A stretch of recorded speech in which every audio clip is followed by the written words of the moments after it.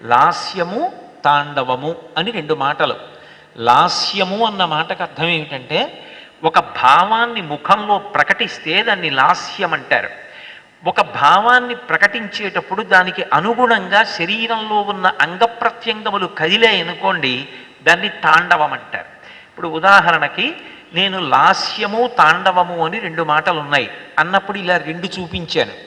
ఇలా రెండు చూపించడం నా శరీరంలో ఒక భంగిమ పట్టాను, రెండు ఉంటాయి అని.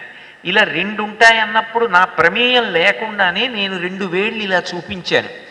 అంగప్రత్యంగములలో ఒక మార్పు కలిగి లోపల ఉన్న భావాన్ని శరీరంలో ఉన్న ఒక కదలిక ద్వారా అభివ్యక్తం చేస్తే, అంటే లోపల ఉన్నది బయటికి వచ్చినప్పుడు అన్నప్పుడు ఇలా అన్నానా లేదా, అనకుండా ఉండలేను, అందామనంట లేదు, అది వచ్చేస్తుంది అలాగా. అలా నేను ఒక ముద్ర పడితే ఆ ముద్రకు శాస్త్రంలో ఏమని పిలుస్తారంటే తాండవం అంటారు.